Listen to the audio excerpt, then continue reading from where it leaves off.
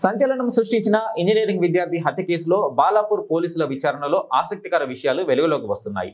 ప్రేమ వ్యవహారంతో పాటు తరచూ జరుగుతున్న గొడవల కారణంగానే ఇంజనీరింగ్ విద్యార్థిని హత్య చేసినట్లు పోలీసులు అనుమానిస్తున్నారు.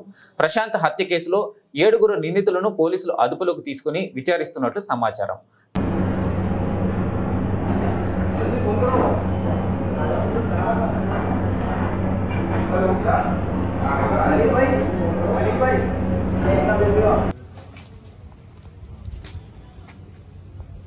తేదీ 22/8/2024 రోజున మన బాలాపూర్లోని మన రాయల్ కాలనీ దగ్గరలో మండి 37 రెస్టారెంట్ దగ్గర గల పాన్ షాప్ వద్ద ఒక వ్యక్తిని గుర్తు తెలియని దుండగులు హత్య చేశారని చెప్పి ఇన్ఫర్మేషన్ రాగా వెంటనే లోకల్ SHO గారు, తర్వాత వారి సిబ్బంది, తర్వాత పెట్రోల్ మొబైల్ వాళ్ళు అక్కడికి చేరుకొని అతన్ని ప్రాణాలతో ఉన్నాడని భావించి చవాన్ హాస్పిటల్కి పంపించడం జరుగుతుంది.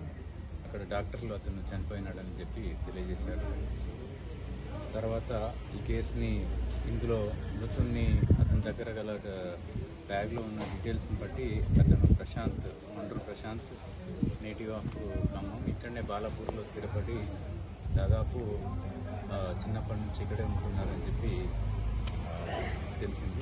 తర్వాత అతను బీటెక్ సెకండ్ ఇయర్ మన MVSR ఇంజనీరింగ్ కాలేజీలో చదువుతున్నాడని చెప్పి తెలుసుకోవడం జరిగింది. దాని తర్వాత ఈ ఇన్వెస్టిగేషన్ని చేసి తర్వాత దీంట్లో ముఖ్యంగా ఈ నేరస్తులను ఆచూకీ కనుకొని వాళ్ళని పట్టుకోవడానికి ఒక భూపతి, తర్వాత DI మధు, మరి ఇంకా క్రైమ్ స్టాఫ్, తర్వాత బాలాపూర్ SIs నాగరాజు, తర్వాత ప్రభాకర్, తర్వాత శ్రీనివాస్, తర్వాత జానీ, వీళ్ళందరి ఆధ్వర్యంలో 4 టీములు చేసి ఇమ్మీడియట్గా అటు నేరంలో పార్టిసిపేట్ చేసినటువంటి నేరస్తులందరినీ కూడా ఐడెంటిఫై చేసి వాళ్ళని పట్టుకోవడం జరిగింది.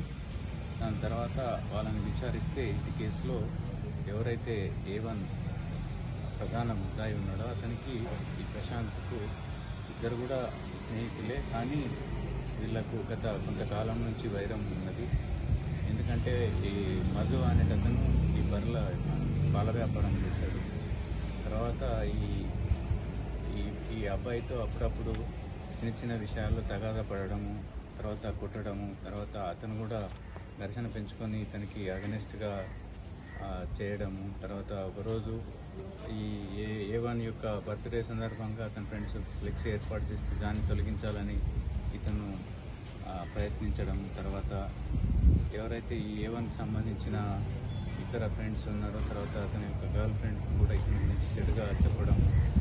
తర్వాత ఈ విధంగా ఇట్లా కొన్ని అన్నీ కూడా మనసులో పెట్టుకొని, ఇవన్నిటినీ దృష్టిలో పెట్టుకొని అతను అక్కడికి 22వ తారీఖు రోజు అక్కడికి పిలిపించి అందరూ అక్కడ చేరుకొని సిగరెట్ కొందామని చెప్పి అక్కడికి వెళ్ళి ఆల్ ఆఫ్ సడన్ అతనిపై దాడి చేసి చాకుతో పొడిచి గాయపరిచినందువల్ల చనిపోవడం జరిగింది.